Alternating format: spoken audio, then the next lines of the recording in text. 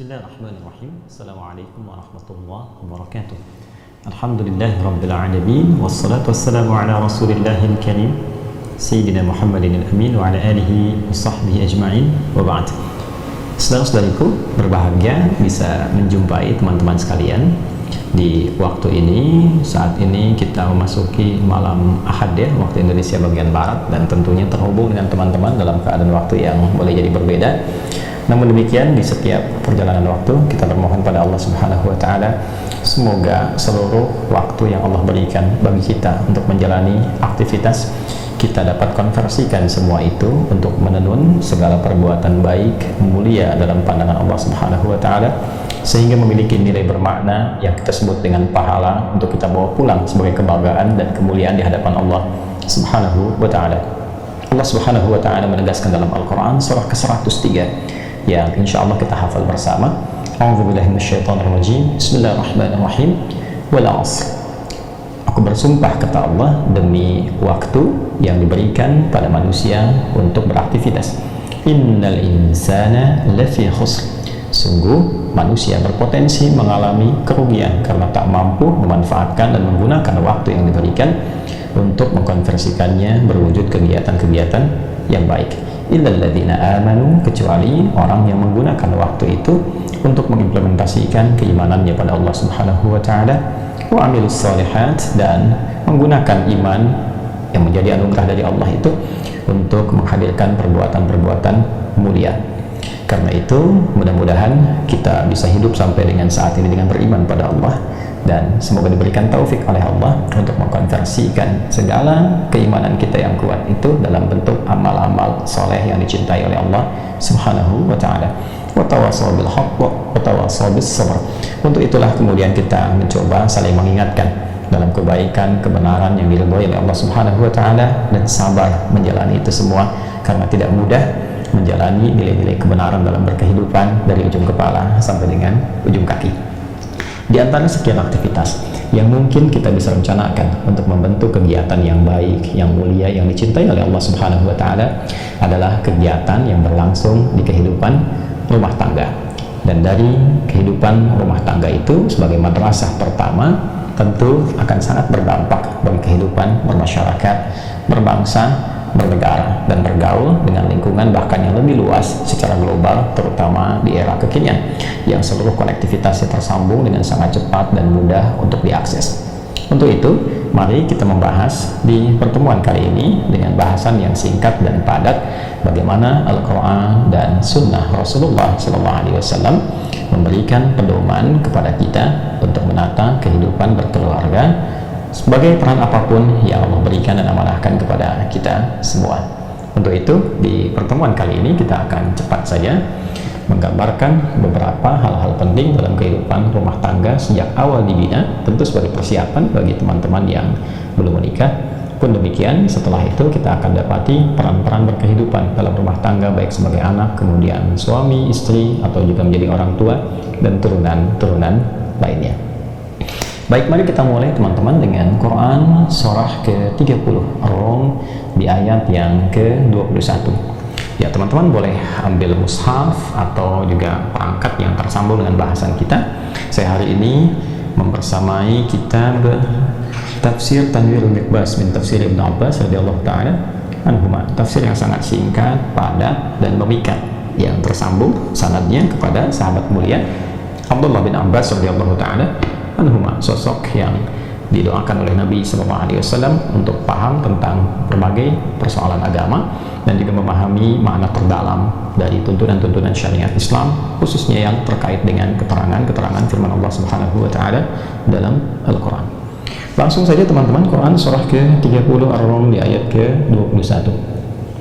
A'udzubillahi minasyaitonirrajim. Bismillahirrahmanirrahim. Kita bacakan bersama. Wa min ayatihi an khalaqa lakum min anfusikum azwaja litaskunu ilaiha wa ja'ala bainakum mawaddatan wa rahmah inna fi dzalika laayatin liqaumin yatafakkarun. Subhanallahul azim. Dan tentunya ayat ini termasuk ayat yang sangat viral ya, terutama dalam prosesi menjelang pernikahan. Bahkan sering saya mendapatkan undangan, ya Masya Allah, dan di undangan itu dituliskan ya, surah ke-30 Ar-Rum ayat 21 ini. Dan saya berharap teman-teman yang mengundang ya itu mempelajari, memahami terlebih dahulu sebelum diberikan undangan itu kepada orang lain, sehingga yang mengundang paham dan mengerti tentang materi yang akan diundangkan kepada teman-teman yang diharapkan datang membersamai. Dan materi kali ini boleh jadi juga akan membersamai sebagai bekal yang singkat dan padat bagi teman-teman yang akan melangsungkan pernikahan atau telah berada dalam kehidupan berumah tangga. Baik, kita mulai dengan yang pertama. Bismillahirrahmanirrahim. Teman-teman sekalian, di sini kita dapati Allah Subhanahu wa taala berfirman, "Wa min ayatihi an khalaqa lakum min anfusikum azwaja." Dan di antara tanda yang mendekatkan seorang hamba kepada Allah Subhanahu wa taala.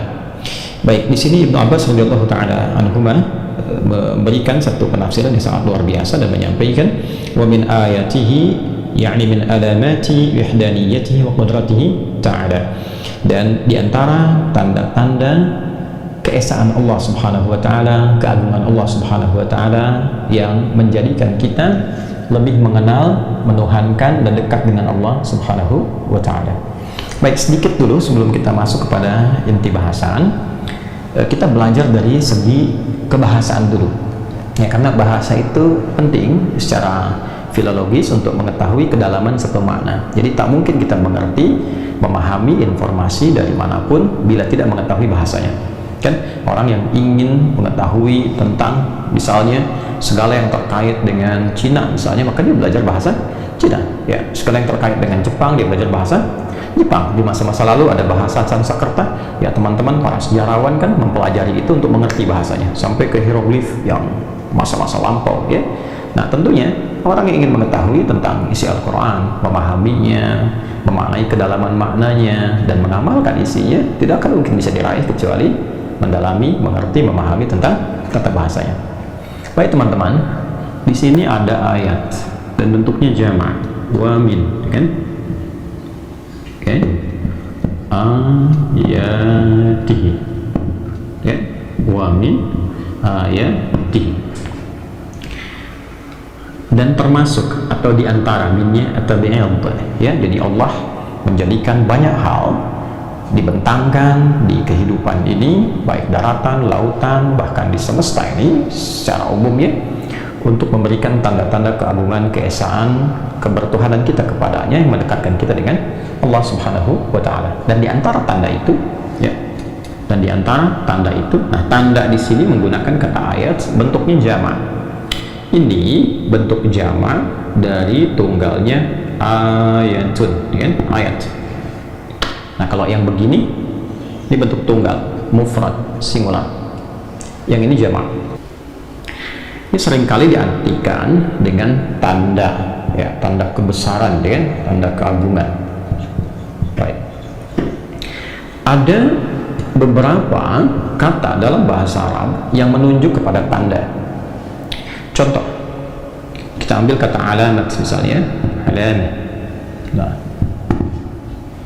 sudah diserap ke dalam bahasa Indonesia bahkan dengan namanya, dengan ejaannya alamat. Alamat itu dari bahasa Arab.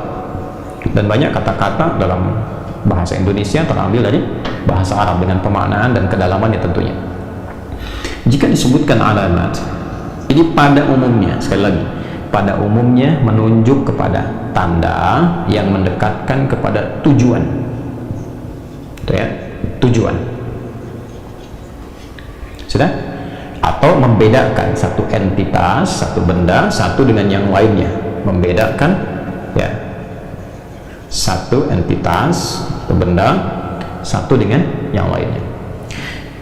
Makna yang pertama, mendekatkan pada tujuan, ini sudah sesuai, sinkron dengan pemaknaan dalam bahasa Indonesia yang kita praktekkan dalam sehari-hari. Di mana alamat kuantum akhir institut, kan? Orang yang mengetahui alamatnya, maka dia lebih cepat sampai, lebih dekat ke tujuan. Demikian, orang yang tidak mengetahui alamatnya tidak mudah sampai ke tujuan. Demikian bila ada hewan tertentu dalam bahasa Arab misalnya, kan? Untuk dibedakan antara milik si fulan dengan si fulan, maka diberikan tanda di hewan itu, ya, entah dengan tinta tertentu, tanda tertentu, itu disebut dengan alam namanya, ya kan? Alam, baik, atau alamat.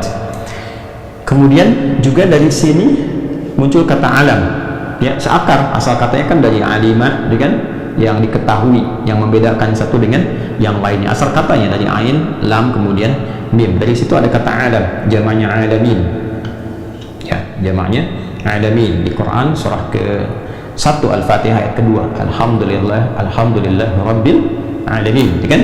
Nah, alam kenapa disebut alam, kan? Salah satunya adalah karena ada kekhususan, kan, pada alam itu yang menandakan ia berbeda secara entitas dengan alam-alam yang lainnya. Jelas ya? Misalnya kalau kita ingin katakan alam manusia, alam jin, alam malaikat, ya, bahkan ke alam hewan, alam tumbuhan, diterjemahkan ke dalam bahasa Indonesia dunia hewan, kan, dunia tumbuhan, dunia manusia, ya. Nah, kemudian dan seterusnya. Nah, ini untuk membedakan satu dengan yang lainnya. Tapi kalau kita ingin jadikan di setiap tempat ini, tanda ini, ada hal-hal yang mengharuskan kita lebih mengenal penciptanya, yang mendekatkan kita dengan penciptanya, dengan Allah Subhanahu wa ta'ala. Maka dalam bahasa Arab katanya berubah dari kata alamat menjadi ayat ke sini, ya. Yang semula alam, tandanya alamah, ini jamaknya alamin. Allah mengatur semua alam, menguasai semuanya, diberikan tanda membedakan satu dengan yang lainnya, mendekatkan kepada tujuan tertentu. Tapi kalau kita ingin jadikan semua ini sebagai tanda yang mengenalkan kita dengan penciptanya, dengan Allah Subhanahu wa ta'ala, sekaligus mendekatkan kita kepada Allah, maka dirubah kalimatnya menjadi ayat. Katanya berubah menjadi apa? Ayat. Baik, ya?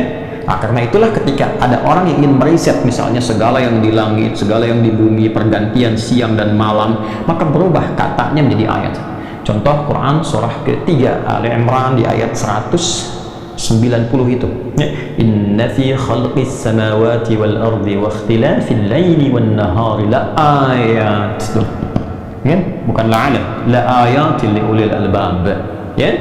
Baik, sungguh dalam penciptaan langit dan bumi itu dan pergantian siang dan malam yang bisa engkau riset, ya kan? Engkau gali, engkau perhatikan, engkau amati, engkau temukan hakikatnya, terdapat tanda-tanda yang bisa mengenalkan engkau dengan penciptanya, dengan Allah, ya. Kalau engkau memang mau mencari inti sesuatu, esensi dalam berkehidupan, jadi puncak tertinggi pengetahuan itu ketika mengenal pencipta yang membuat pengetahuan dan objek pengetahuan itu. Intinya ke situ. Ya, kalau cuma menganalisis, ya semua punya kemampuan menganalisis, tapi yang terhebat itu ketika analisisnya yang paling tajam, menemukan siapa yang menciptakan ini, siapa yang membuat ini, itu yang tertinggi. Dan itu esensinya. Dalam bahasa Arab, esensi, inti sesuatu disebut dengan lub namanya. Jamaknya disebut dengan albab. Ya, orang yang pintar, yang menemukan esensi sesuatu dari segala hal disebut dengan ulul albab. Ya, makanya ulul albab itu sifatnya apa? Ya, suka meriset, merenungkan, berkontemplasi untuk menemukan sesuatu, hakikat sesuatu, ya kan? Kemudian setelah itu dia menemukan pencipta, kan intinya pada penciptanya, ya. Kalau cuman pada luarnya saja, ya semua bisa melakukannya, tapi kalau pada inti sesuatu sampai siapa yang bisa membuat ini, nah itu yang paling hebat, ya. Karena itu ayatnya diteruskan, kan, alladzina yadhkuruna allaha qiyaman wa qu'udan wa 'ala junubihim wa yatafakkaruna fi khalqis samawati wal ardh. Mereka meriset, merenungkan, melihat, meriset, bukan hanya menghitung, ya, ini akan sekian, rasi bintangnya sekian, perputarannya sekian, melahirkan angka-angka sekian, menentukan kemudian tanggal-tanggal tertentu. Jauh di balik itu, dia merenungkan siapa yang mampu menciptakan seperti ini, sehingga membuat tanda-tanda kehidupan, memberikan jalan-jalan bagi kita untuk mengenal penanggalan dan seterusnya, ya kan? Wa yatafakkaruna fi khalqis samawati wal ardh rabbana ma khalaqta hadza batila. Itu puncaknya, ya, subhanaka faqina adzabannar. Ini Rabb, ujungnya mengenal Allah. Secara singkat, tanda yang mampu mengenalkan kita, mendekatkan kita kepada Allah disebut dengan apa? Ayat. Nah, untuk itu Al-Quran seluruhnya disebut dengan ayat. Al-Fatihah 7 ayat, ya, Al-Baqarah 286 ayat, Ali Imran 200 ayat. Kenapa disebut ayat? Karena setiap kali kita berinteraksi dengan Al-Quran, keadaan kita merasa lebih dekat dengan Allah. Itu yang dimaksud Quran surah ke-8 Al-Anfal di ayat yang kedua. Innamal mu'minuna alladzina idza dzukirallahu wajilat qulubuhum wa idza tuliyat 'alaihim ayatuhu zadatuhum imana wa 'ala rabbihim yatawakkalun. Sungguh insan beriman yang sejati itu tandanya bila disebutkan nama Allah ada konfirmasi getaran iman dalam jiwanya. Untuk itu disebutkan diperdengarkan suara azan 5 kali dalam sehari, diperdengarkan di telinga kita. Telinga bahasa Arabnya udhun, jamaknya azan. Diperdengarkan 5 kali dalam pergantian waktu setiap hari, dari mulai bangun tidur ke siang ke sore, menjelang malam sampai ke malam. Diperdengarkan, ya. Dan saat diperdengarkan, panggilan pertamanya disebutkan nama Allah, Allahu Akbar, Allahu Akbar. Nah, kalau sudah ada iman, itu akan mengonfirmasi, sudah azan nih, ada konfirmasi, ya. Puncaknya apa? Wa idza tuliyat 'alaihim ayatuhu, dan bila dibacakan kepadanya ayat-ayat Allah, disebutnya ayat, zadatuhum imana, bertambah keimanannya. Poinnya, wa 'ala rabbihim yatawakkalun, dan dia menjadi lebih dekat hubungannya dengan Allah, semakin kenal, semakin dekat. Itulah ayat. Nah, di antara tanda-tanda yang menjadikan seorang hamba lebih dekat dengan Allah, membangun kedekatan dengan Allah, mengenal Allah, menuhankan Allah, mengagungkannya, beribadah kepadanya, menariknya itu membuka ayat rumah tangga, ayat pernikahan. Wa min ayatihi. Jadi bukan hanya Allah letakkan di semesta saja, langit, bumi, lautan, kan? Ya, daratannya dan seterusnya, namun di semua aspek kehidupan kita Allah berikan tanda-tanda keagungan, keesaan Allah, ya, yang dengan tanda itu kita dapat lebih mengenal Allah Subhanahu wa Ta'ala. Maka di antara tanda keagungan, kebesaran yang menuntut kita untuk lebih kenal dan dekat dengan Allah adalah babnya pernikahan, kehidupan rumah tangga. Ya.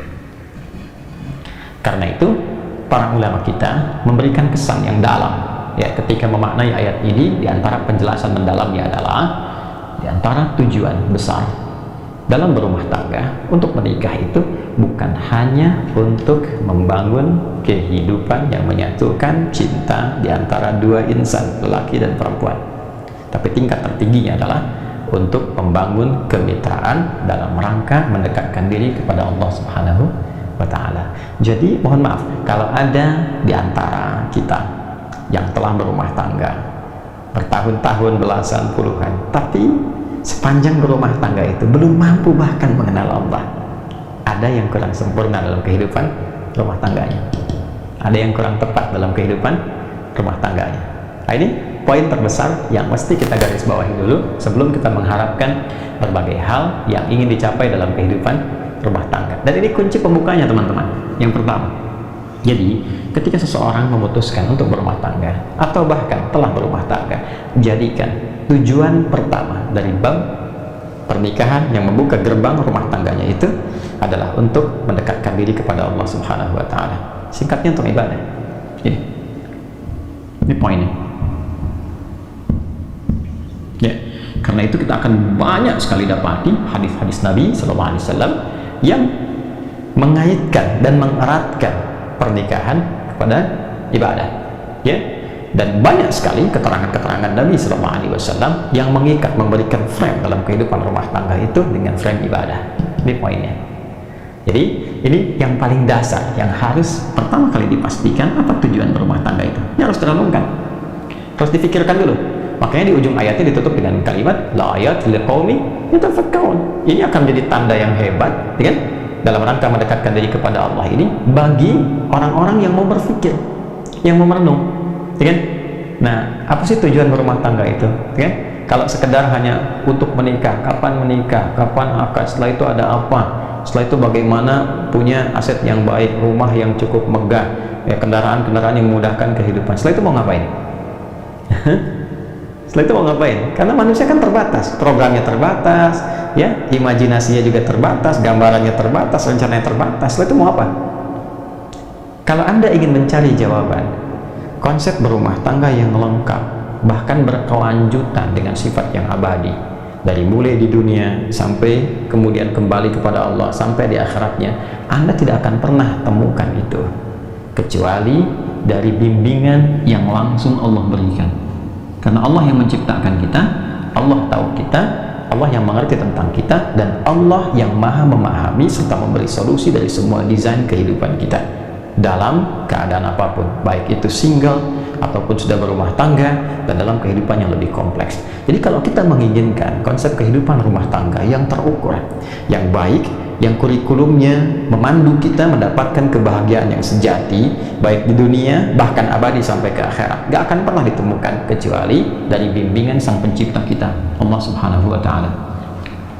Karena itu orang-orang yang mau menjadikan visi kehidupan rumah tangganya yang ditujukan untuk kepentingan ibadah, maka Allah hadirkan ketenangan yang mendamaikan dalam kehidupan rumah tangganya, disebut dengan sakinah.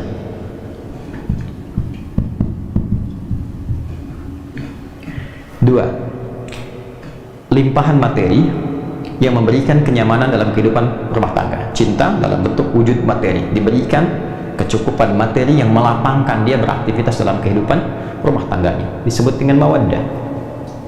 Nih, mawaddah. Kemudian ditanamkan dalam jiwa setiap pasangan itu rasa kasih mendalam yang mengikat keduanya dalam kerukunan dan kebaikan. Ya, bukan berarti tidak ada perbedaan pendapat, bukan berarti tidak ada, boleh jadi perbedaan-perbedaan yang mungkin melahirkan ya satu sisi berbeda, berselisih dalam hal-hal kecil, namun rasa yang ketiga ini itu yang tetap menyatukan perbedaan-perbedaan itu dan membentengi dari terjadinya persoalan-persoalan yang bahkan memecah kehidupan rumah tangga. Itulah rahmat. Rahmat. Ini dia. Ini poinnya. Ya. Jadi kalau kita satukan ayat ini bila ditujukan pada ibadah, maka ini kunci dari 3 pintu besar yang isinya adalah sakinah, mawaddah, dan rahmat. Karena itulah ketiga ini yang sering kita singkat dari kata pembukanya menjadi samara, ya kan? Itu dibuka dengan kata ayat. Kapan samara itu muncul? Setelah ayat. Wa min ayatihi, itu dulu kan? An khalaqalakum min anfusikum azwaja. Ya, itu pernikahannya, dipasangkannya itu. Ya, untuk apa? Untuk menaati Allah dengan visi ibadah. Setelah itu apa? Litaskunu ilaiha, baru sakinah datang. Wa ja'ala bainakum mawaddah, baru mawaddah dimudahkan. Wa rahmah, rahmah ditanamkan. Ya, inna fi dzalika laayatil liqaumin yatafakkarun, yaitu kalau Anda mau merenungkan, berpikir yang dalam dulu. Dalami dulu nih, ya kan? Yang menciptakan kita siapa, yang tahu tentang kita siapa, yang mengerti ya dan maha memberikan solusi tentang persoalan kehidupan kita siapa, yang mengetahui apa yang terjadi besok siapa, yang mengetahui berketurunan atau tidak berketurunan siapa. Kan kita mengembalikan semua pada Allah. Kalau tahu semua dari Allah, bahkan kita menyimpulkan bahkan samara pun milik Allah. Ya bahasa gampangnya kan secara logika sederhana ya. Kalau sudah tahu punya Allah, maka dekati pemiliknya. Bagaimana pemiliknya meminta kita untuk menjalankan kehidupan rumah tangga sesuai dengan pedoman yang dia berikan. Maka renungkan itu. Ya la ayatil qaumi yatafakkarun, renungkan, tafakkur sampai menemukan kedalamannya. Kalau kita sudah mengerti, sudah memahami, oh iya, Pak, begini seharusnya. Maka dengan itu kemudian baru kita turunkan babnya. Baik, teman-teman. Ini ada yang menarik ya, kalau kita mau gali lebih dalam lagi. Contoh misalnya, saya keluarkan satu bab ya, sakinah. Sakinah itu sering diartikan dengan ketenangan, tenang. Ya. Padahal bukan tenang biasa. Tenang itu bahasa Arabnya, setidaknya itu ada beberapa kata. Yang paling populer tuh ini. Satu, sakinah. Ya, sakinah. Yang kedua, tuma'ninah. Tuma'ninah. Ya. Ada sakinah, ada tuma'ninah. Saya mau bicara tentang tuma'ninah dulu. Ya. Asalnya dari itma'anna yatma'innu. Tuma'ninah ini ketenangan yang dilahirkan dari ibadah. Jadi kalau seseorang telah menunaikan atau sedang bahkan menunaikan ibadah dan merasakan ketenangan dalam hatinya saat sedang beribadah atau telah beribadah, itu disebut dengan tuma'ninah namanya. Ya, bukankah Anda ketika sudah sholat merasakan ketenangan? Dan latihannya disebut tuma'ninah, ruku, kata Nabi, hatta taqma'inna raki'ah, atau kama qala Rasulullah SAW. Ruku Anda jangan dulu bangun sampai merasakan ketenangan dalam ruku, tenang gitu, kan? Itu tumaninah namanya. Makanya kalau orang sholatnya itu merasakan kenikmatan benar caranya, begitu rukuk tuh dia baca doa tenang ke hatinya, darah mengalir dengan enak, baru dia yang tidak, kan? Hatta ta'tadila qa'imah, sampai tegak. Lalu sujud, hatta tatma'inna sajidah, sampai engkau merasakan ketenangan dalam sujud. Nah ini tumaninah namanya. Dan ketenangan itu hadirnya dalam apa? Jiwa, dalam nafas kan. Nah nanti kalau sudah terbawa dari praktek sholat itu, dari seringnya baca Quran, hadir ketenangan pada jiwa. Nah jiwa yang terus mendapatkan suntikan ketenangan, tenang lagi, maka dia punya sifat tenang nantinya. Nah kalau sudah jadi sifat yang mengikat kepemilikan, maka berubah dari tumaninah jadi mutmainnah namanya, an-nafsul mutmainnah. Ini yang menjadikan dia saat pulang pun kepada Allah merasa tenang, ya, karena ada ketenangan di dunia, kedekatan dengan Allah, pulang pun tenang, maka dipanggillah dia dengan keadaan pemilik jiwa itu, ya ayyatuhan nafsul mutmainnah. Quran surah ke-89 ayat 27 itu, ya. Nah berbeda dengan sakinah. Kalau sakinah, ya, itu artinya ketenangan yang dilahirkan setelah tuntasnya persoalan dilalui, ya. Baik, ada mahasiswa atau pelajar ujian, ya, ujian kan belum tenang, ya, makanya disebut minggu tenang itu kadang-kadang kurang tepat dalam konteks di kita, ya. Yang kurang tepat itu sebenarnya bukan sistemnya, muridnya. Harusnya kan sebelum masa itu, di waktu-waktu belajar dia belajar, cuman kadang-kadang saat belajar main, ya, saat harusnya tenang, sudah menguasai di minggu-minggu tenang, apa yang dia lakukan? Dia belajar gitu kan. Baik, dari situ kemudian tidak sesuai dengan apa yang kadang-kadang ingin diharapkan. Tapi tidak masalah, kita kembalikan. Bukankah saat ujian itu merasakan tegang, kadang gelisah, ya? Tapi setelah selesai ujiannya, ada ketenangan yang dirasakan. Alhamdulillah selesai, ya. Itu ketenangan yang dihasilkan setelah melalui satu persoalan. Itu disebut dengan sakinah namanya. Jelas? Baik. Saya lukiskan lagi. Orang Arab mengatakan begini, sakanatus syajaratu idza dhahabatir rih, atau sakanatus safinatu idza dhahabatil amwaj. Ranting pohon itu menjadi tenang ketika angin yang menerpanya itu telah pergi. Atau mereka mengatakan kapal itu menjadi tenang ketika ombak yang menerpanya itu telah pergi dan airnya kembali tenang. Nah ketenangan yang telah melalui perombang-ambingan, diombang-ambingkan ombak, pohon diterpa, naik turun, kiri kanan begitu, setelah kemudian dia tenang lagi, ya, apa yang terjadi? Nah ketenangan itu disebut dengan sakinah.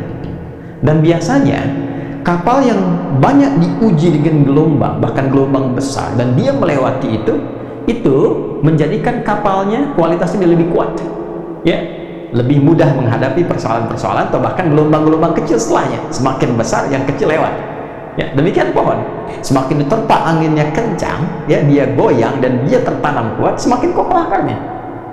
Jadi ketenangan itu bukan sekedar melahirkan ketenangan setelah gelombangnya lewat, tapi setelah itu melahirkan satu kemantapan yang dengan itu bisa mengatasi persoalan-persoalan kecil di kemudian hari atau siap untuk menghadapi tantangan yang besar di kemudian yang lainnya. Maka itu disebut dengan sakinah. Ketika kehidupan di rumah tangga, ini yang akan saya sampaikan, disebut dengan sakinah, memberikan kesan kepada kita bahwa bukan berarti di rumah tangga itu akan hampa dari persoalan. Akan selalu ditemukan persoalan. Ini cara memahami. Ini kalau tidak dipelajari dulu ini nanti kaget. Bukan berarti nggak ada masalah. Rumah tangga itu pasti ada masalah. Ya, yang paling ideal kan rumah tangganya Rasulullah SAW. Tapi coba lihat, apakah dalam kehidupan rumah tangga Nabi tidak ada masalah? Jangan salah, banyak persoalan, ya kan? Tapi dengan persoalan itu turun panduan pada kita, turun ayat, turun hadis mengatasi ini bagaimana. Ya kalau salah persoalan pemahaman bagaimana, salah komunikasi bagaimana, meluruskan yang ini bagaimana, kalau ingin cari teman cerita ke siapa, kalau mengadu belum ketemu suami istri ke siapa mengadunya, ada semuanya gitu. Dan pahami ketika Allah menitipkan satu persoalan dalam kehidupan rumah tangga, pada hakikatnya bukan ingin menjadikan kehidupan rumah tangganya bermasalah, tapi Allah ingin memberikan satu ketenangan, kedamaian, ya, yang dihasilkan setelah tuntas persoalan yang dimaksudkan. Makanya kehidupan rumah tangga kan kalau sudah masalahnya tuntas lebih tenang dari sebelumnya kan, ya. Dan dahsyatnya lebih mengerti tentang sifat-sifat pasangan atau dalam keluarga. Setelah itu punya ilmu baik baru, punya pengetahuan yang baru, masukan yang baru, ilmu yang baru untuk mengatasi tantangan berikutnya. Itu dasarnya. Tapi problemnya begini, bagaimana cara kita bisa mengatasi persoalan dengan mudah? Dan karena tidak sedikit masalah-masalah kecil di rumah tangga, ya kan, bisa menjadi besar dan menyebabkan persoalan serius ketika, maaf, seseorang tidak mengetahui cara menyelesaikannya. Yang ditampilkan kadang-kadang, ya boleh jadi egonya, yang ditampilkan kadang-kadang boleh jadi statusnya, bahkan juga hartanya, kedudukannya, dan sebagainya. Itu bukan solusi, teman-teman. Sepanjang ditampilkan kemampuan kemanusiaannya, maka sifat manusia selalu ingin bertahan dengan apa yang dimilikinya. Suami bicara A, istri bicara B, ya ayah bicara A, anak pun bicara B, demikian seterusnya. Maka yang terbaik adalah kita mesti menanyakan kepada pengatur segalanya. Ini ya, maka ketika dikembalikan, sakinah itu kan sifat jiwa, ya kan? Ketenangan itu kan sifat jiwa. Ingat, ketenangan itu bukan sifat fisik. Ya, pikiran itu biasa. Ya, pikiran itu bekerja terus, berpikir itu terus, nggak berhenti, berpikir. Apa yang memberikan kegelisahan dan ketenangan pada pikiran? Jiwa. Jadi perintahnya di sini semua dalam jiwa kita. Kalau dia gelisah berarti dari nafsu, ya kan? Kalau dia tenang, nyaman berarti dari takwanya. Itu di jiwanya. Jadi pikiran itu normal saja. Dia beraktivitas seperti fisik pun diperintahkan. Fisik itu gimana perintah dari pikiran saja. Ya, nah apa yang memerintahkan pikiran dan mengisinya untuk mengarahkan apa yang harus dilakukan itu, maka itu dari jiwa. Maka itu saya sering katakan, jiwa yang tenang akan melahirkan pikiran yang cemerlang dan aktivitas yang membahagiakan. Itu poinnya. Boleh bikin status tuh. Ya, nah balik ke sini. Karena ketenangan sifat jiwa, yang punya jiwa siapa? Yang punya nafas siapa? Allah. Ya, makanya sering kita katakan kan, ya mengikuti doa Nabi sallallahu alaihi wasallam, ya muqallibal qulub, ya tsabbit qulubana ala dinik, ala iman. Wahai Allah yang mengetahui keadaan hati kami, kan, membolak-balikkan hati, yang memberikan kedamaian pada jiwa, berikan kami kemantapan dalam jiwa kami untuk menaati ketentuanmu, untuk beriman kepadamu, untuk konsisten pada dinmu. Ini poin ini. Nah sekarang bagaimana caranya kita bisa belajar untuk menenangkan jiwa sebelum menghadapi persoalannya? Ini poin besarnya.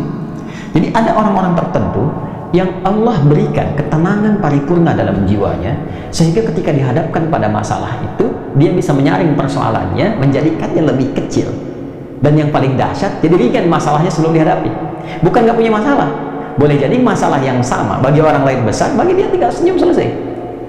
Itu poinnya. Jadi bukan nggak punya masalah, masalah dia ada, cuma dikecilkan oleh Allah kadarnya, sehingga dengan kelapangan hatinya itu menjadi kecil.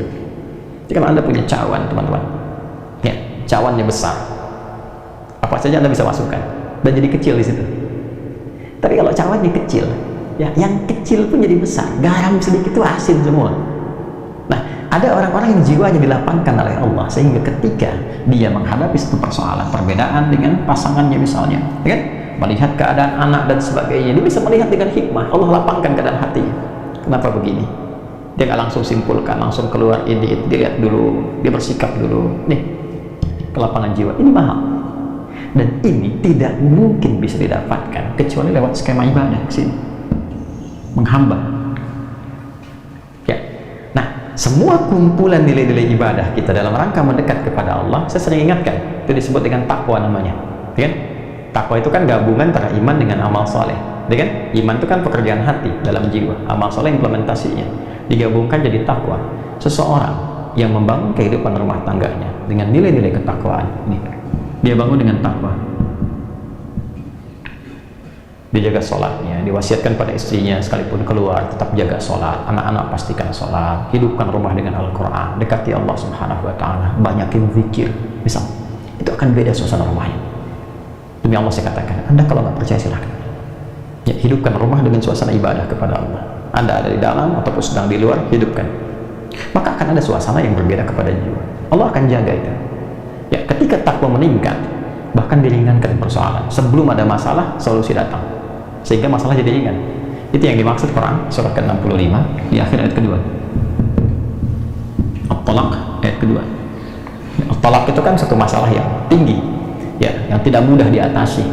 Ya, bahkan dalam kondisi yang paling rumit pun ketika Anda mendekat kepada Allah, Allah ringankan dan berikan solusi yang jernih. Berpikirnya jernih sekali, tahu apa yang harus dilakukan, ya kan? Maka apa yang terjadi? Wa may yattaqillaha yaj'al lahu makhraja. Siapapun yang mampu membangun ketakwaannya kepada Allah, dan dia naikkan lagi, ya kan? Maka apa yang terjadi? Yaj'al lahu makhraja. Allah berikan jalan keluar dari setiap persoalan yang ia alami. Apalagi kalau pasangan itu kompak, ya kan? Ya, mungkin nggak bersama-sama dalam beberapa kesempatan, tapi memberikan wasiat, bangunkan istri, anak-anak, ingatkan sebelum pergi, kan, dan sebagainya. Itu pasti tuh. Ya, dari sekian banyak persoalan, ketika ditumpahkan di atas sajadah, dia mengecil dan curhatnya kepada Allah. Innama ashku bathi wa huzni ila Allah. Demikian ya nasihat dari Nabi Yaqub alaihissalam yang diabadikan Quran surat Yusuf itu kan. Kalau mau curhat ke Allah, sampaikan. Dan akan senang bahagia. Ketakwaan membangun kebahagiaan. Quran surah kedua di akhir ayat 189. Wattaqullaha la'allakum tuflihun. Ya, itu sakinah namanya. Tingkatkan takwamu kepada Allah, Allah tanamkan, Allah berikan kepadamu kebahagiaan. Ya, dan titian kesuksesan. Anda pun kalau ingin mawaddah, tambahan dari materi-materi yang membentuk kehidupan keluarga lebih menyenangkan. Masya Allah, ada rumah lebih menyenangkan, ditata lagi, ini tempat sholat, ini mau sholat bersama, ini buat ngaji, ini ruang keluarga. Lebih enak kan? Ya, punya kendaraan dipakai macam-macam, mawaddah namanya. Bagian dari pemaknaan ini. Nah, ini pun jalannya takwa, teman-teman. Ya, teruskan ayatnya kan, di ayat ketiganya. Wa may yattaqillaha yaj'al lahu makhraja wa yarzuqhu min haitsu la yahtasib. Bahkan rezekinya pun dikirimkan dari sisi yang tidak diduga. Ya, coba lihat kisahnya Sayyidah Maryam alaihissalam. Maryam ibundanya Nabi Isa alaihissalam, ya, Mesias, Yesus, ya. Jadi Nabi Isa alaihissalam punya ibu yang sangat luar biasa, namanya Sayyidah Maryam alaihissalam. Maryam itu apa yang dibangun pertama kali oleh ibundanya? Ya, karena ayahnya meninggal sejak beliau dalam kandungan. Jadi ayahnya nggak sempat lihat Maryam. Ya, Imran tuh nggak sempat lihat Maryam. Jadi istrinya Hannah mengandung, begitu lahir ayahnya telah meninggal dunia. Tapi keduanya punya rencana. Ya, rencana strategis yang memang sudah disiapkan kalau nanti lahir anak begini. Ya, makanya banyak kerabat Imran. Imran kan orang soleh. Ya, Imran tuh alaihissalam orang soleh. Ya, maka banyak teman-teman solehnya yang ingin merawat Maryam ketika dilahirkan sampai harus diundi siapa yang rawat, sehingga diputuskan pamannya, ya, yaitu Nabi Zakaria alaihissalam. Nah, yang pertama dibangun oleh ibundanya apa? Nilai ketakwaan. Ini apa yang terjadi? Ibunya menyiapkan perangkat-perangkat bagi anak yang mendekatkannya dengan Allah. Dibuatkan mihrab, carikan guru yang saleh, dirawat baik-baik, diberikan rezeki yang baik. Ketika dari kecil disiapkan itu semua, apa jawaban Allah? Quran surah ketiga Al-Imran ayat 37. Quran surah 3 ayat 37. Fataqabbalaha rabbuha biqabulin hasanin wa ambataha nabatan hasana. Maka Allah menerima semua ikhtiar dari Hannah itu, bahkan dari kedua orang tua sebelumnya, diterima semuanya dengan penerimaan terbaik. Dan ketika Allah terima, dijamin semua titian kehidupan, rizkinya, ketenangannya, kebaikannya, kedamaiannya, dan segala kemuliaan yang melekat kepadanya. Walaupun yang merawat secara ikhtiar Nabi Zakaria. Kullama dakhala 'alaiha Zakaria al-mihraba wajada 'indaha rizqa. Qala ya Maryam anna laki hadha? Qalat huwa min 'indillah. Innallaha yarzuqu man yasha' bighairi hisab. Setiap kali pamannya mengantarkan kebutuhan Maryam sudah ada. Min haitsu la yahtasib. Ya, dan nyaris semua persoalan itu ditepikan oleh Allah sehingga dia fokus untuk ibadah, untuk mendekat kepada Allah. Masya Allah. Dan semua dipenuhi oleh Allah. Sampai bertanya, dari mana semua ini? Yang kata dekat dengan Allah, jawabannya apa? Qalat huwa min 'indillah, dari Allah. Innallaha yarzuqu man yasha' bighairi hisab. Allah yang memberikan tanpa batasan. Jadi orang-orang yang membangun rumah tangganya, ya, kehidupan dalam langkah pernikahannya sampai dia berjalan dalam ketakwaan kepada Allah, sebetulnya nggak sulit tentang dunia. Gitu. Jadi mohon maaf nih kalau dengan kalimat ini barangkali kurang menyenangkan, kan? Kalau ada persoalan yang tidak pernah tuntas, padahal mungkin secara materi tercukupi, kan? Masya Allah, kedudukan tinggi, tapi nggak tuntas nih. Boleh jadi yang dibutuhkan tuh bukan harta, bukan tingginya kedudukan Anda, yang dibutuhkan ketakwaan Anda kepada Allah. Itu saja. Ya, menyadari bahwa pernikahan ini adalah bagian dari amanat Allah Subhanahu wa taala. Rumah tangga ini amanah, setiap amanat dipertanggungjawabkan di hadapan Allah Subhanahu wa taala. Dan kalau mengerti berumah tangga itu adalah ibadah, maka kita akan jaga jaga cara kita beribadah kepada Allah. Anda kan kalau sholat Anda jaga rukun dan syaratnya kan. Nah rumah tangga itu ada rukun dan syaratnya. Kan waktu mau nikah kan ada rukunnya, ada akad itu kan, syaratnya juga ada kan. Bukan cuma mahar kan, ada 2 saksi itu kan. Kemudian juga ijab qabul dan sebagainya, itu kan terpenuhi. Nah itu pembukanya, ya kan. Dalam perjalanannya pun itu harus dijaga, karena kalau memahami pernikahan sebagai ibadah kepada Allah, maka dijaga cara kita ibadah. Jaga, jangan sampai ya terkena sesuatu yang kotor atau melanggar ketentuan ibadah. Nah ini kalau dipertahankan, maka apa yang terjadi? Allah anugerahkan segala kemuliaan untuk mengabadikan kehidupan keluarga ini sampai dengan kehidupan di akhirat. Ya, kalau kita baca Quran surah ke-52 misalnya At-Tur ayat 21, Allah tegaskan di situ, walladzina amanu wattaba'athum dzurriyyatuhum biimanin alhaqna bihim dzurriyyatahum wama alatnahum min 'amalihim min syai' kullu imrin bima kasaba rahin. Dan para orang tua yang beriman itu menjaga iman, jadi berkeluarga itu dengan imannya. Ya bukan cuma dengan hartanya, kalau dengan harta yang banyak bisa begitu. Dengan berkeluarga itu dengan imannya. Lalu iman diimplementasikan dalam bentuk amal saleh. Amal saleh suami kepada istri dalam bersikap, wa'ashiruhunna bil ma'ruf, surah keempat ayat 19. Demikian sebaliknya dengan anak-anak dan sebaliknya. Maka apa yang terjadi? Kalau orang tua mampu begitu, diwarisi oleh anak demikian, diniatkan karena imannya, maka mereka akan dipertemukan kembali di satu tempat di surga. Alhaqna bihim dzurriyyatahum, satu keluarga besar. Wa ma alatnahum min 'amalihim min syai', dan semua kegiatan berkeluarga itu dinilai langsung oleh Allah untuk mewujudkan pertemuan itu, karena dilakukan dengan iman, maka jadi ibadah. Kullu imrin bima kasaba rahin, tapi itu pilihan. Kalau Anda merasa itu hanya untuk melakukan kegiatan duniawi saja, hubungan seksual saja, ya mencari materi saja, itu pilihan Anda. Silahkan saja, itu pilihan Anda. Tapi pada saatnya sadari kata Allah, Anda akan pulang, Anda akan meninggal. Makanya patut bertanya, setelah meninggalkan dunia ini ketemu lagi nggak? Ya kan? Yang satu masuk ke alam kubur, ya itu saja kan sudah nggak ada aksesnya, ya kan? Untuk bertemu kembali, paling dizarahi balik lagi dan sebagainya. Nanti di akhirat ketemu lagi nggak? Itu poinnya. Nah berbahagianya kita, Allah itu Tuhan kita yang Maha Esa, lengkap menyampaikan dalam Quran. Tidak ada satupun kitab suci di muka bumi ini yang menyampaikan runtutan kehidupan kita secara detail dan lengkap. Dan itu diminta bahkan oleh Allah langsung. Silahkan riset, silahkan pelajari dari kedalamannya, kebahasaannya, ya dari logikanya, dari runtutannya, silahkan. Dan tidak ada satupun yang sempurna Al-Quran, karena ini firman Allah. Gitu. Ya, maka poinnya apa? Itu pilihan. Tapi kalau Anda memang berpikir dan ingin mengabadikan ketenangan duniawi ini untuk mendapatkan kemuliaan akhirat, maka niatkan sebagai ibadah. Dan jalannya akan berbeda. Ya, bahkan nanti ada yang tertinggi itu disambut oleh para malaikat. Allah perintahkan setiap malaikat berdiri di pintu surga untuk menyambutnya. Itu ada di Quran surah ke-13 Ar-Ra'd ayat 23 sampai 24, kan? Jannatu 'adnin yadkhulunaha wa man salaha min abaihim wa azwajihim wa dhurriyyatihim wal malaikatu yadkhuluna 'alaihim min kulli bab salamun 'alaikum bima sabartum fa ni'ma 'uqbad dar. Ada satu keluarga besar yang masuk dari surga Aden. Satu keluarga, ya ada suami dan istrinya, ya bahkan ayah ibunya, suami istri, ayah ibu, dan keturunan ke bawahnya anak cucu. Keluarga besar masuk, masya Allah. Ya, saat masuk itu Allah perintahkan pada malaikat berbaris di pintu surga, sambut mereka dan selamati. Maka malaikat menyelamati mereka dengan kalimat salamun alaikum bima sabartum. Selamat ya, Anda sabar dalam menjalani kehidupan di dunia. Sabar, karena sakinah itu kan lekat dengan persoalan. Maka Anda sabar menunaikan sholat, sabar tahajud, sabar berpuasa sunnah, sabar berdoa kepada Allah, sabar dengan qanaah atas rezeki yang Allah berikan, ya kan? Ya, sabar membina kehidupan rumah tangga. Lakukan karena Allah. Kalau cuma karena peran suami dan istri, capek rumah tangganya. Tapi kalau dilakukan untuk menaati Allah, ada keringanan nantinya.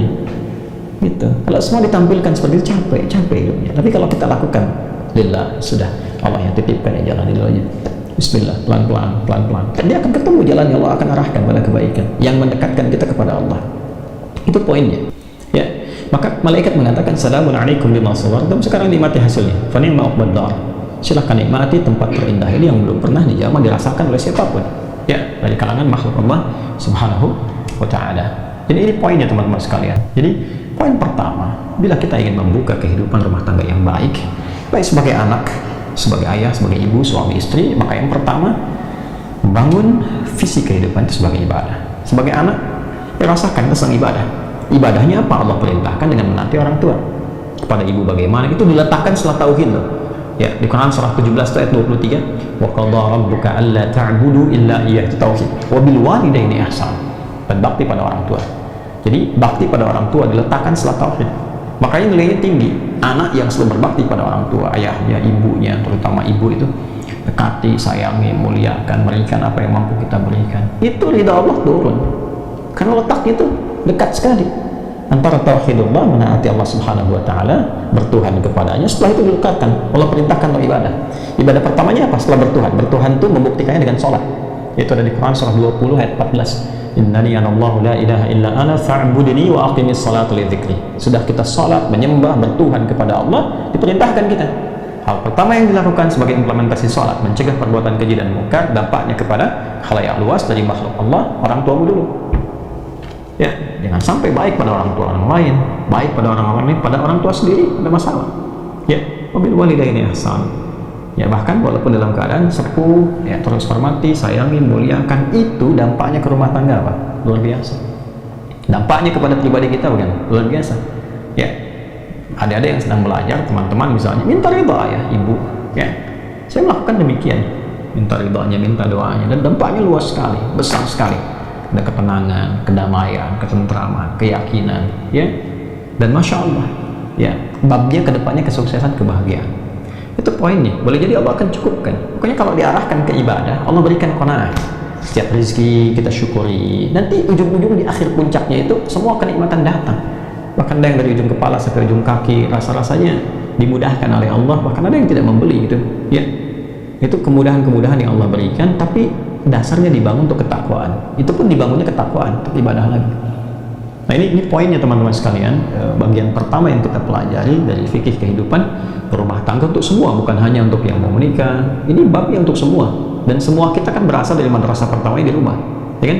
Anaknya, bapaknya, ibunya, suami, istri, dan sebagainya. Maka hal pertama, niatkan kehidupan berkeluarga itu untuk menaati Allah Subhanahu wa taala dalam konteks ibadah kepadanya. Setelah itu, lihat perannya yang Allah titipkan kepada kita apa. Saya laki-laki, oke, berarti laki-laki sebagai anak pasti itu. Ya, karena lahir kan di atasnya ada ayah dan ibu. Setelah itu jadi apa? Ya, ini suami misalnya kan, ada di suami perannya bagaimana? Jadi ayah perannya bagaimana? Demikian yang perempuan sampai dengan ke atasnya. Dan itu lengkap tuntas babnya, sampai contohnya. Sampai contoh, masya Allah di Islam itu, sampai sejarahnya. Ya, jadi pedomannya di Quran ada, penjelasannya di Sunnah ada, contoh idealnya ada di kehidupan Nabi, dari mulai jadi anak sampai ke atas jadi kakek. Kemudian dari untuk perempuan istri beliau, makanya disebutnya Ummahatul Mukminin, ibunda kita. Ngambil contoh ke atas. Setelah itu lihat sirahnya seperti apa, lengkap. Coba tunjukkan setidaknya kepada kami saat ini di mana ada ajaran yang begitu lengkap dari panduannya, ya. Kemudian contohnya, tokohnya bukan fiktif, ada sejarahnya bisa dilacak. Tuh. Jadi kurikulum di Islam itu sangat lengkap. Tinggal bagaimana umat Muslim, ya, itu bisa mengimplementasikan semua tuntunan itu dalam wujud kehidupan yang nyata yang kita alami saat ini. Ya, ini nasihat untuk pribadi, untuk kita semua. Sama saja, saya juga demikian. Ya, para ustadz yang lain, para kiai juga sama saja. Ya, tidak akan pernah bisa melewati bab-bab ini. Ya, apa dikira misalnya bahkan seorang nabi pun tidak punya persoalan dengan istrinya, kan? Ya, bahkan kalau tarik ke atas, ya tarik ke atas lagi. Era-eranya misalnya bahkan jauh ke Nabi Nuh alaihissalam. Dan persoalan pertama ketika Nabi Adam diciptakan kan dengan pasangan. Ya, di tempat latihan di surga itu kan dengan pasangan juga. Nah, itu pasti akan turun ke bawahnya. Ya, babnya banyak sekali kalau kita teruskan lagi, banyak sekali. Ada suaminya sukses, setan datang lewat suami, mental datang ke istri. Hati-hati. Ya, kadang-kadang ya untuk korupsi misalnya yang era-era kekinian, dorongannya bukan berarti dari pekerja yang laki-lakinya saja, mungkin masuknya lewat ibunya, lewat istrinya, bisa jadi lewat anak, ngasih hadiahnya ke anak, ya, ke suami mental, masuknya lewat dapur istri dan sebagainya. Hal-hal demikian tuh. Nah, karena itu pesannya apa? Quran surah ke-66 ayat ke-6, ya ayyuhalladzina amanu, hei semua anggota keluarga, qu anfusakum wa ahlikum nar, jaga dirimu dan jaga keluargamu dari ancaman neraka. Jangan sampai di dunia merasakan seakan nikmat, di akhirat terancam. Kan dunia sementara.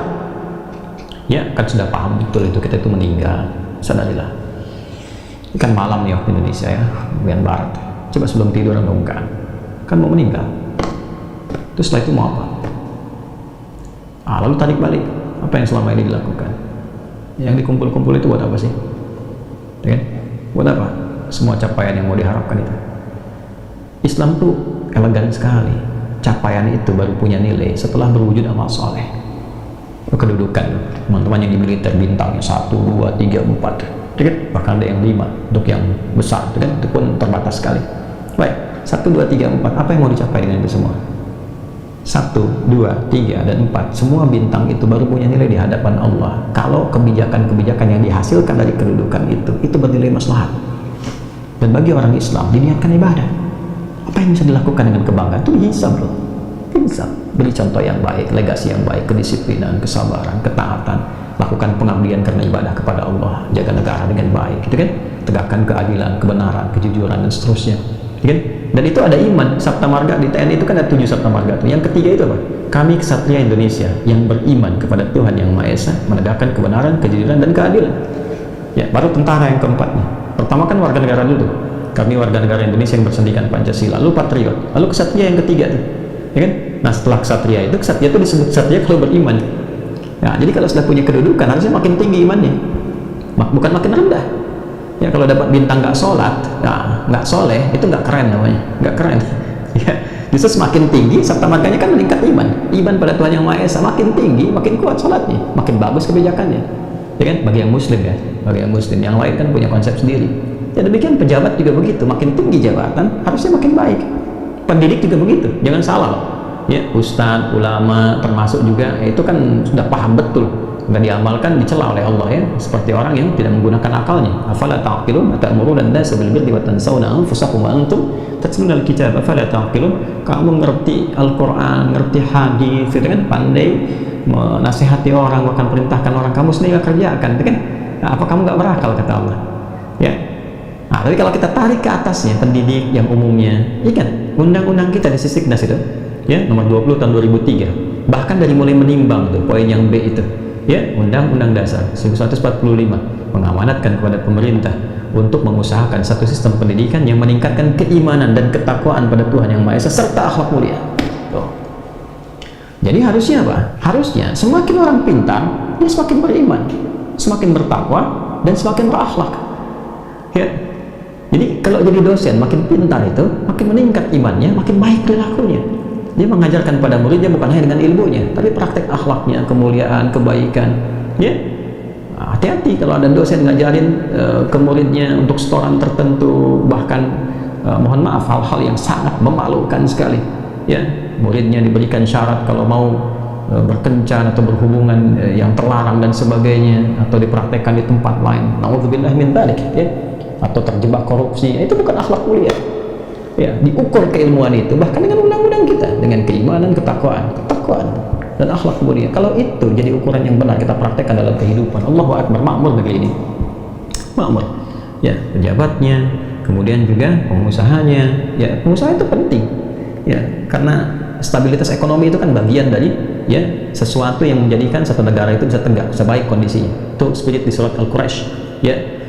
Ila fi Quraisy ila fihim rihlat asy-syita'i was-sayf falyabudu rabb hadzal bait. Itu sisi spiritual. Kalau ulamanya ada, jaga ulama yang baik-baik, yang benar ya, ulama yang benar, yang baik, yang saleh, yang jadi paku negara itu. Nah, itu diperlukan. Ya, kalau ada yang seperti itu dijaga. Karena nanti di saat kesulitan, kerumitan tertentu, ini yang paling berpengaruh. Ya, ada perbedaan pertikaian macam-macam. Ulama bicara tenang lagi, mundur semua. Itu stabilitas. Ya, alladzi at'amahum min ju', jaga jangan sampai masyarakat lapar. Itu stabilitas ekonomi. Kalau lapar, bergerak, gelisah, apa saja bisa muncul. Banyak kasus terjadi bukan karena persoalan doktrin-doktrin agama, tapi lebih karena persoalan, ya, maaf, ekonomi, kelaparan. Terorisme itu kan dasarnya kelaparan. Ya, kalau sudah lapar, cari sesuatu, dimanfaatkan orang punya kepentingan, banyak hal bisa dibuat. Ya, tidak ada sumber dari agama. Pada asalnya adalah untuk mendapatkan aspek materi. Silahkan dicek. Pada akhirnya tawaran materi, silahkan diruntut. Ya, wa amanahum min khauf. Ya, dan dia merasakan ketenangan, ketenangan, ya, termasuk di bidang politik. Ya, maka kalau kita satukan semuanya ini jadi IPOLEK Sosbud Hankam, kan? Ideologi, politik, ekonomi, sosial, budaya, pertahanan, keamanan. Ya, itu kan standar sekali itu. Ya, gatra bernegara itu ada ayat itu. Oke, kalau kita ngajinya benar itu, ya, kita bisa praktekkan, ya, itu insya Allah akan stabil, akan baik, akan damai, akan makmur, dan semua saling menghormati. Dan pendidikan awalnya, madrasah pertamanya keluarga. Maka bangun ketakwaan di keluarga, bangun akhlak mulia, maka dibawa ke pendidikan, berhasil di ranah pendidikan secara formal. Dibawa ke karir, berhasil. Dan contoh terbaiknya orang tua kita dulu berakhlaknya dipraktekkan, ya, tidak menjadi teori sehingga karakternya muncul. Sekarang kita belajar pendidikan karakter tapi akhlaknya nggak muncul. Apa problemnya? Iman pertama, ya. Nah, takwanya nggak dipraktekkan. Takwa itu bukan hanya di masjid, ya, bukan hanya di tempat ibadah, tidak. Takwa itu di kantor, ya, takwa itu di jalan, takwa dalam kita masyarakat, berbangsa, bernegara, dan praktek pertamanya di keluarga. Ya, saya harus utarakan barangkali dengan pendekatan yang lebih luas. Untuk apa? Supaya kita mengerti bahwa dengan peran di rumah tangga itu perannya dahsyat. Jangan main-main, nah itu ibadah dan dihisab dan mengantarkan kita sampai kehidupan abadi si Allah Subhanahu wa Ta'ala. Ya, mohon maaf ya teman-teman sekalian ya, ini panjang sedikit ulasannya, walaupun kita baru bahas satu kata tuh, ya, ayat aja dikaitkan dengan sakinah. Apa kaitan ayat dengan sakinah? Nanti kaitan ayat dengan mawaddah tadi sedikit sudah, ya. Nanti kaitan ayat dengan rahmat dan bab-bab yang lainnya yang mungkin kita bisa pelajari bersama, bahkan terkurikulumkan. Biasanya kalau di Mira, insya Allah ada kurikulumnya, ya. Karena itu izin menyampaikan informasi teman-teman sekalian. Insya Allah saya tidak bosan untuk mengingatkan. Tadinya mau dimulai sebetulnya pagi ini ke siang, cuma karena ada agenda yang tidak bisa dihindari, maka dari itu mungkin kita reschedule kembali. Insya Allah sudah akan ada kajian-kajian teman-teman yang sifatnya kelas-kelas khusus, ya, sesuai dengan spesialisasi yang teman-teman daftarkan di Mira. Karena itu saya sarankan data sekarang dilengkapi dulu, ya, lengkapi semuanya dengan profesinya. Nanti insya Allah setelah momen sehari bersama Al-Quran, ya, jadi kita kumpul dulu semua teman-teman semua Mira khususnya datang, umumnya untuk terbuka, ini semua undangan terbuka yang mencintai Al-Quran, yang ingin belajar dari kurikulum Quran. Insya Allah saya sampaikan, catat tanggalnya ya, tanggal 28 Mei hari Ahad, saya ulang, 28 Mei hari Ahad, bertempat di Masjid Al-Azhar Jaka Permai di Bekasi, ya, saya ulangi, Masjid Al-Azhar Jaka Permai di Bekasi, yang di Bekasi ya, dan Jaka Permai, bukan yang di Sumarekon, ada juga masjid di situ, tapi yang di Jaka Permai di pinggir jalan itu yang kubahnya biru atasnya, ya. Tanggal 28 Mei, jamnya dari pagi, dari jam 8 sampai menjelang zuhur. Insya Allah ada momen yang sangat penting sekali, sehari bersama Al-Quran, yang biasa kita selenggarakan di Istiqlal, ya kan? Kemudian juga pernah di Islamic Center Jakarta, ya. Nah, ini kita bawa ke Al-Azhar dulu supaya agak lebih fokus. Ya, di situ teman-teman akan melihat ahli Quran dari anak-anak kecil, kemudian dari tokoh dari luar, ya, dan juga nanti dari teman-teman kita yang menghatamkan Al-Quran hitungan hari, 25 hari, 23 hari. Nanti tipsnya, caranya bagaimana, termasuk ada informasi tentang kurikulum dan beasiswa. Ya, tolong catat tanggalnya dari sekarang karena masih ada sepekan lebih ya, 8 hari ke depan dioptimalkan, silakan. Yaitu untuk tanggal 28. Yang kedua, insya Allah hari Senin saya akan mintakan staf untuk dibuka kembali, ya, paket Mira, barangkali teman-teman yang ada yang akan mendaftar, jadi difasilitasi kembali nanti sesuai dengan paket yang ada, di situ kuota yang dibuka, ya, untuk teman-teman semuanya. Lalu untuk pelajaran Miranya setelah itu di bulan depan kita akan coba dulu ambil tempat-tempat spesifik, nanti kita tentukan tempatnya, kalaupun tidak di masjid misalnya, tempat khusus yang bisa nyaman dan tidak berbayar, ya, insya Allah kami yang akan sewakan misalnya khusus, nanti akan disiapkan jadwal-jadwal sesuai dengan kuota, misalnya profesi A kuotanya sekian, silahkan tanggal sekian, tanggal sekian, jadi teman-teman diinfokan jauh sebelumnya untuk menyiapkan waktunya, ya.